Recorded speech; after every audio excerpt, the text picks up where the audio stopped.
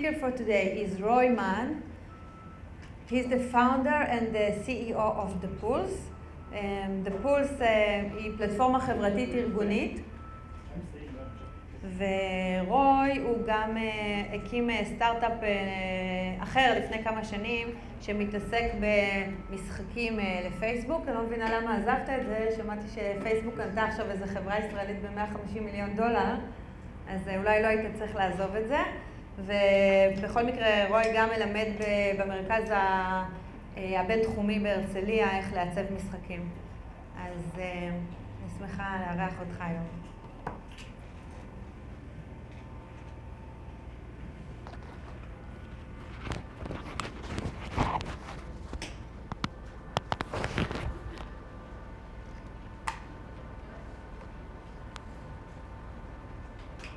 זה למכנס.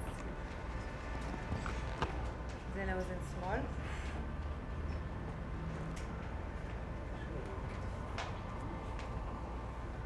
Wow.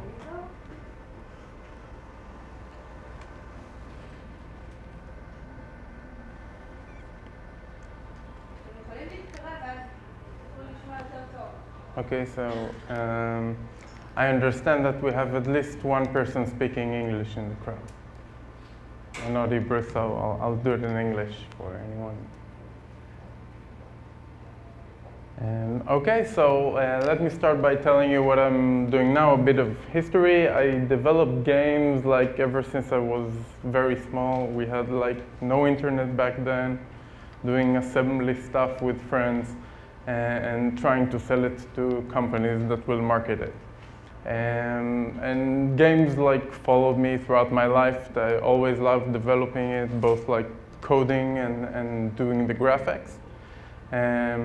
After I finished school, I created what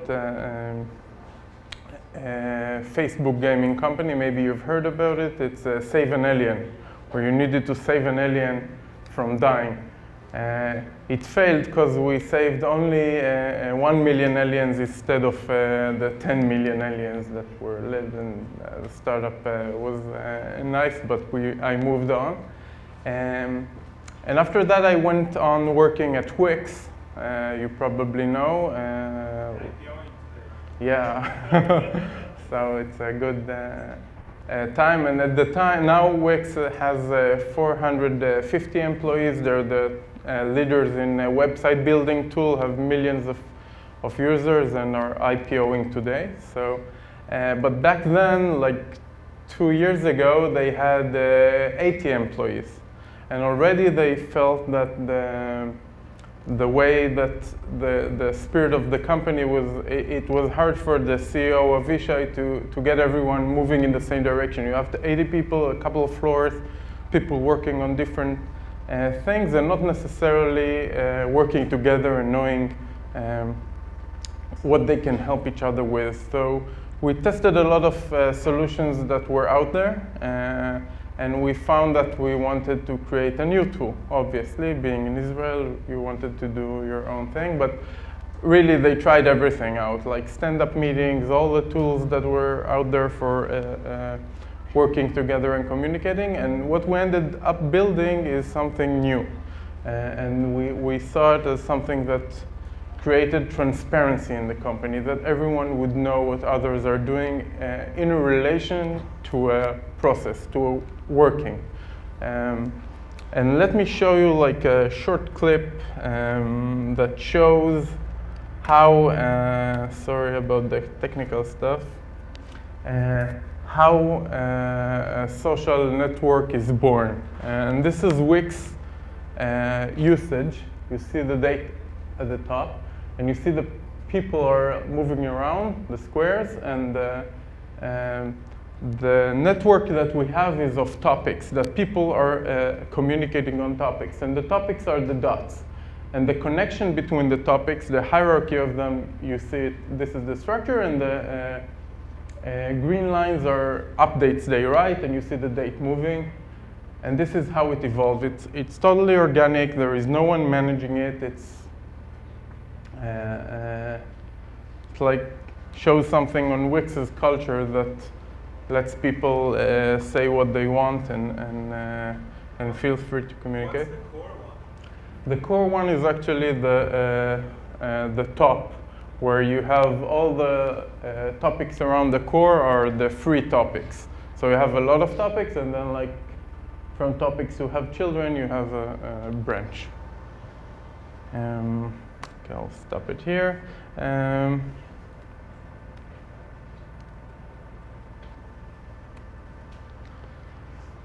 Okay, so how did we try to make a new system that is better and is work-related? So we basically pretty much from the start understood that it's supposed to be about the information and not about the people, opposed to social networks. On Facebook, you follow people. Twitter, you follow people. At the workplace, it's not much relevant because you don't want to listen into everything someone has to say, especially if you're working with a lot of people. You want to listen to what they want, what they have to say on a specific topic. And you need a way to organize those topics, as we saw, and avoid the information overload, and that's what we did. We created a topic-based a network that can structure a project. It can structure a way the company works on something. It can take a bunch of people and put them on a specific subject of interest across the company, and it can be social, or in Wix they put people around, let's say, release cycles.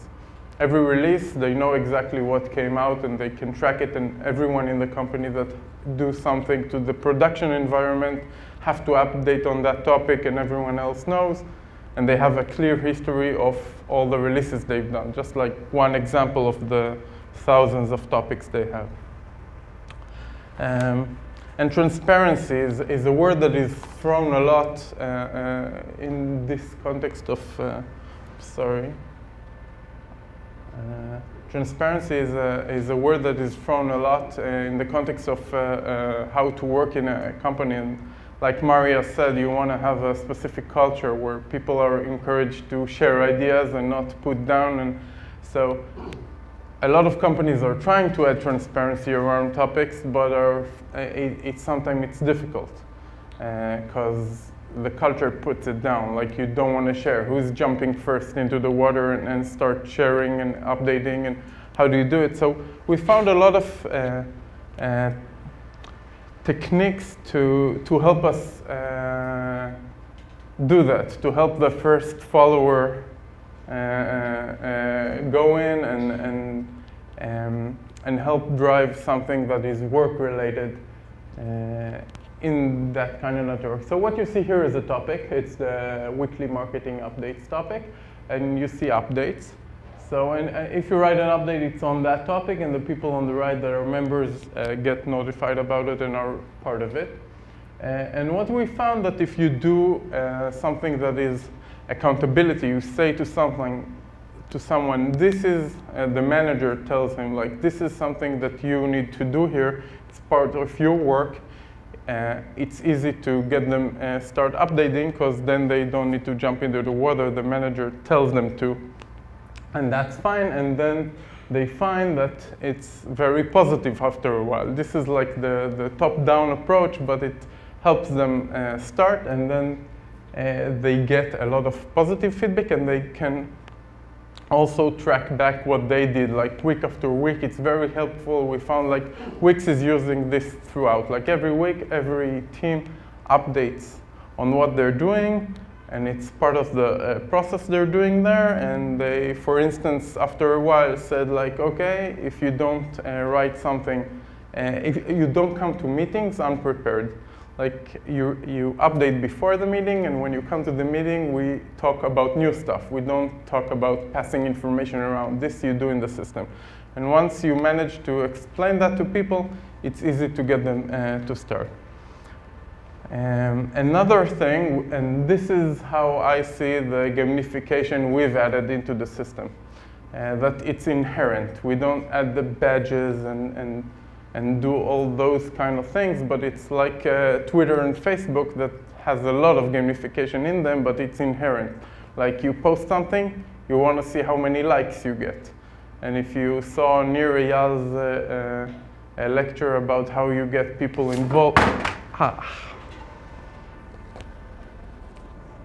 Okay. That was painful.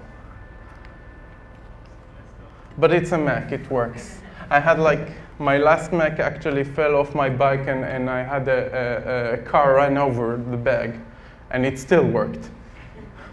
So just like this small fall will.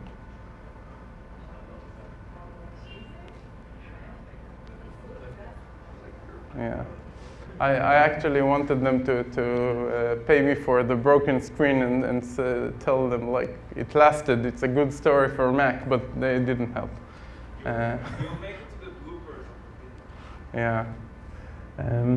So part of the gamification you see on Facebook, and I started talking about Near Real, is the variable reward that he mentions, that you don't know how many likes you get. It interests you, you want to get more. It's part of every game that is made today, like adding the random side of things that makes you want to intrigue. So you get the same thing here, and in a work environment it's very, it acts differently. Because for example, when you write something and then you see that so many people looked at it, and we show you like how many people looked via email or on the web, you know exactly where they look at it. First of all, it's a working tool, like you know who knows. But then we found something very interesting, that it matters a lot who saw it. Like you have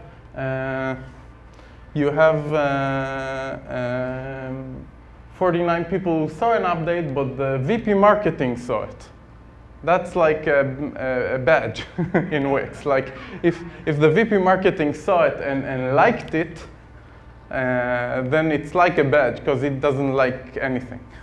And if it does, then it says like you did something good. So we obviously try to find ways to understand from new companies that are using us, and we have like several thousand users now using us daily, that who is the VP marketing, so we can put his photo up front.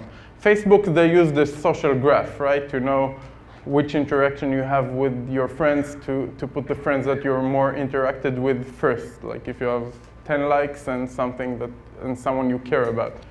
So we try to do the same with the most influential people in the company, because they're the authority, and it's more important. Another thing they used us for is crowdsourcing.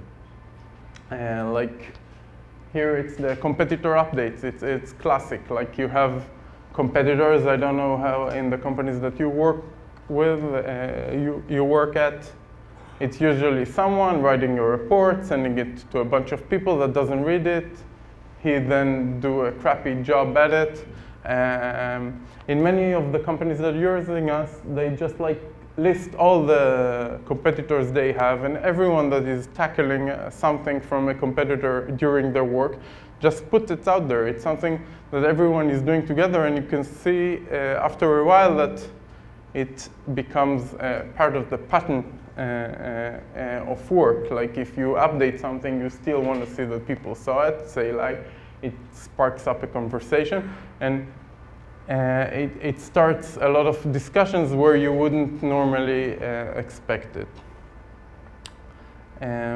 Another very good thing that we identified and used to get people motivated, and it's what I see as one of the big tools of gamification in a social network kind of thing, is the way that you create a stage. If you have a stage that is set for people to be on it, and the stage is like, well, I use a stage because like when you go to a concert, you understand like this is the place where the focal point is and where the people are going to be in are important. So if you manage to create a spotlight before people put content in it, and then you can easily tell people that if you add content there, you're important one. You empower them to start doing it. And that's actually, I have a couple of examples for Spotlight. This example is to pinpoint specific actions that they took. Like they put in the spotlight the call center. When you call the call center at Wix, you get someone to answer you. You talk to them. When you hang up, you get an email saying, like, you talked to this and that person. Would you like to comment? Every comment from that call center you make as a user goes into the social system, into the pulse. And everyone can see both the answer made by the person, say like, I don't like your service, or it was great, and the MP3 of the recording of the conversation that operator had with you. You can imagine what it does to the quality of call centers. Like people, the CEO can go have a look at all the feedback customer gave to the recordings and listen into them. And amazingly, you'll find that even they were smart enough not to include the name of the person who answered the call. It's just like the feedback and the MP3. But every time I looked and it was something like negative or problematic, you see the person that took the call replied here and explained why it was problematic, and also mentioned the right people that he knew that can help, or like this is the manager, he mentioned them, and then they are notified and can get involved. So a lot of customer complaints and stuff like that went in Wix from the source, like the actual input from the customers, all the way to the top, and it can be discussed. While so you can imagine how many thousands of updates they have there each day from customers. It doesn't overload, because you have the people working on it that does the filtering, but they can populate it up, and they're doing it in an environment that is their spotlight. Like this is the place that is justified for them to work with. So it's not like I'm sending an email to the CEO telling them something. I'm just like mentioning it. It's my place, and he's coming into my place, and it's very important. Adoption. This is another great example we've added that is a stage. We've added something that is called a newspaper. And the newspaper is very different from what we know in like on computers. It's not personal. We did something that is not my feed. We have the personal feed that is a collection of all the stuff that you follow, but this one is something everyone sees. It's an automatic newspaper that is generated from a collection of predefined rules on the topics.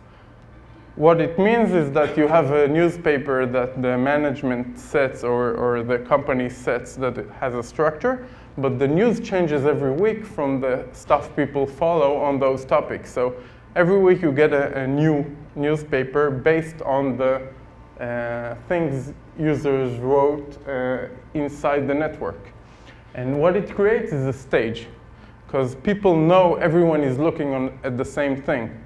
They know everyone's going to get the same newspaper every week, and we show the contributors. And when we send an email saying there's a new newspaper out, we say, like, these and these people contributed to the newspaper. They didn't know that they're doing it. They were just voted on to go into the newspaper.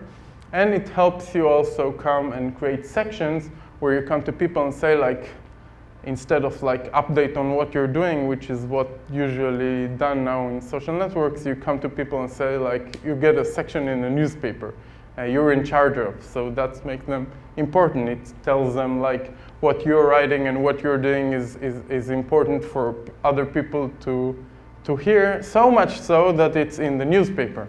So we took something from the old world of like print, where it was a restraint that everyone reads the same newspaper, but it helps us a lot in drive adoption and do something in a digital world that is having everyone see the same thing that is missing a lot in many respects. So thank you very much. I'm Roy, if you have any questions or anything. You have any questions? That's the time. No, not the computer.